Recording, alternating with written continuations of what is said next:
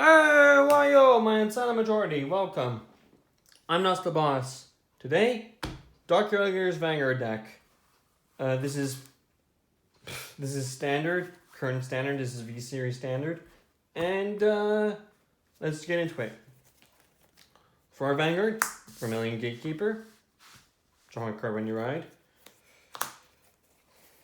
For triggers, I'm running 8 crits.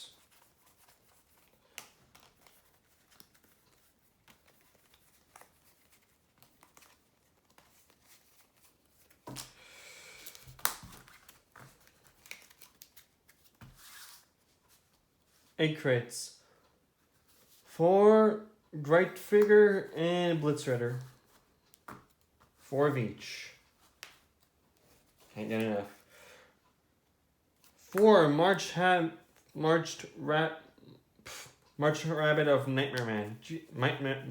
Nightmare Land. Jesus. What's wrong with my mouth? I'm trying to speak too fast. March Rabbit of Nightmare Land. There you go. Your perfect guard and a draw trigger. Hallelujah. And 4 Cursed Doctor.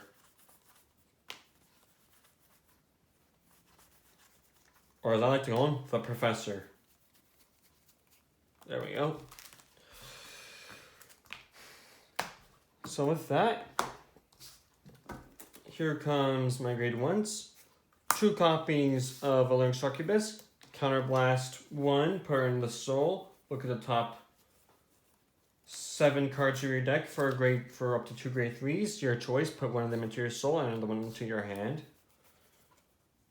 Filling up your soul for, big plays. Next up, Pathfinder of the Wind. When your drive check reveals a trigger, soul charge 2 cards from your deck and that card. So yeah, and my next card is 4 copies of Dimension Creeper. Probably this guy's gonna be my first ride a lot. Mainly because he'll be in the soul anyway. And I can counterblast to soul charge 3 and put him under the deck. Which, if you're reaching the bottom of your deck, there's a small problem. Because that means you're going to be getting these guys and not your triggers. Which means you're doomed unless somehow your opponent can't guard. Which is going to be an interesting predicament to see. At least for me. I've never been in that situation. My next card's going to be 3 copies of Doreen the Thruster. There she is. Whenever you soul charge a card from anywhere, she gains 5,000 power.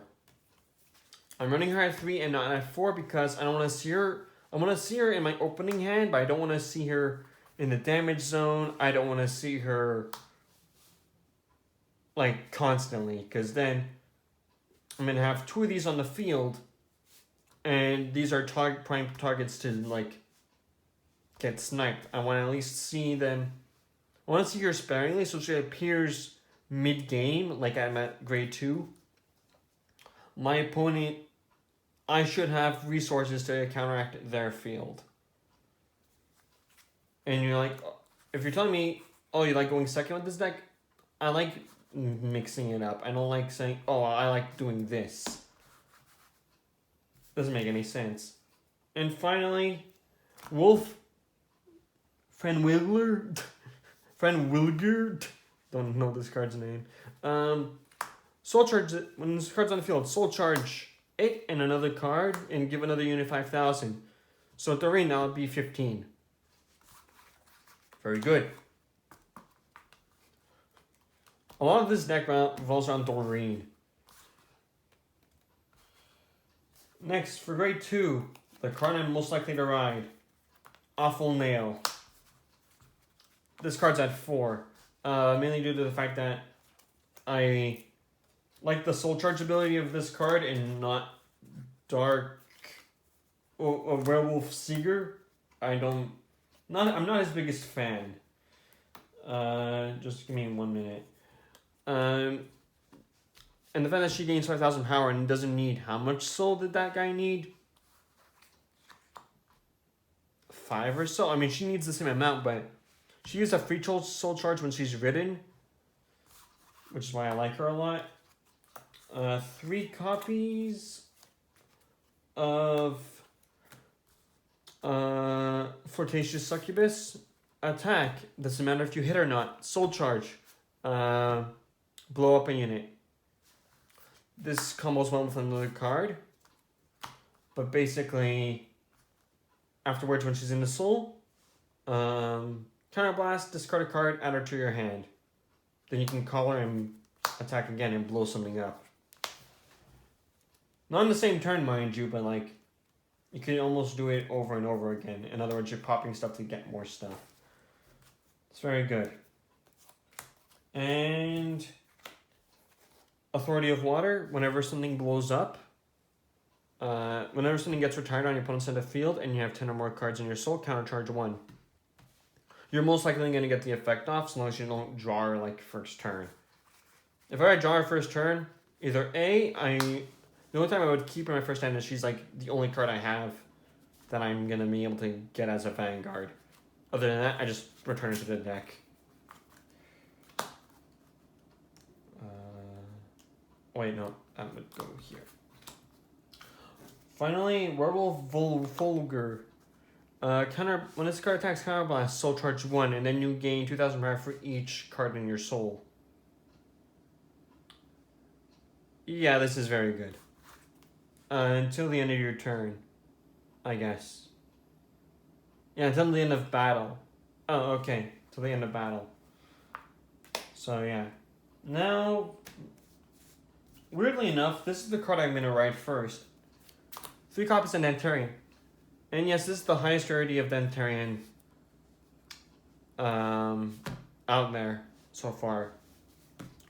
Funny thing is, the store I was at, they were like all out of the like normal rarities, and I'm like go, okay, like normal rarity, high rarity, and I just go like for 1 high rarity and 2 of the normals. But they only had this. I'm like, okay, how much is it? And it's like a couple bucks more. I was like, okay, I'll get it.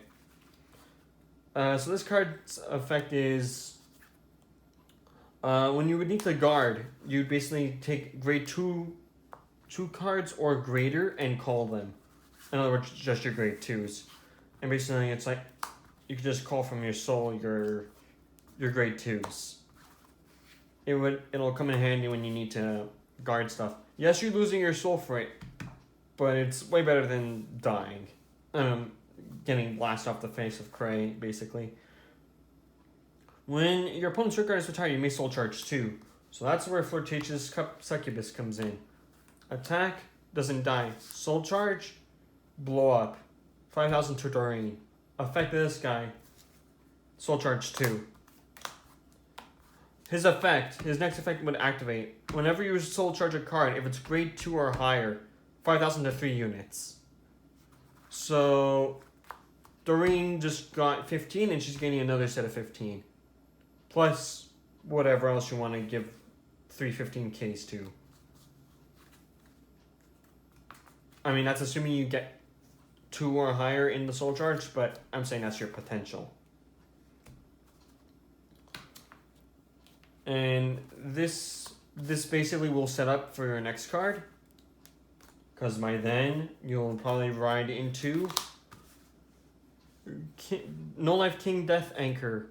I don't have the highest rarity in this card. Can't find it anywhere. And I'm not buying it online to have it come here. It's lame and whatnot, but that's what's in this one. You ride this card, Soul Charge. Gain 2,000 for each one until the end of turn. So basically you can ride, Soul Charge, and then keep Soul Charging, and then his strength will increase. And then next, if there's 13 or more in your soul, which should happen, I had it once only, where I was like 1 short. And I was like, why am I 1 short? I should have stuck on that guy, and I didn't. Because I thought I could pull it off. And I was wrong. At the end of the battle, it attack. If I have 13 more cards in my soul, counterblast, put 3 cards from the field and 1 card in my hand into the soul. Then you superiorite a unit. And they get 1 critical for that. My next card is the card I want to ride into. Demon Eater. Soul Eater. This is going to be the next card I would ride into. So, Dentarian, Death Anchor, Demon Eater. Demon Eater's effect is you counterblast 1 and you put a card into your soul, and then you draw a card and she'll gain 10,000 power, and then you can soul blast 10 to make sure your opponent doesn't use a Sentinel to guard your attack. First off, you're plus crit with this guy, and you're just gain 10,000 power, and I don't know. Low ballpark here, 60,000 with all the soul charging you've been doing. If you soul charged right. Yeah, this is going to be hitting hard. And then you soul charge her. Doesn't matter. I believe you keep the power. If not, whatever. Forgot I said that. And then basically, you have a 100k beast stick that is nigh unblockable. And unless they have over 100,000 in your hand, and then they figure you have your twin drive. Pray you still have triggers left in your deck by this point. And with that, I'm going to say I'm running... Everyone who wants to protect that wants Protect 1. So, yeah. And I haven't seen any Protect 2s anywhere. So with that, catch you next time. Okay? Ciao.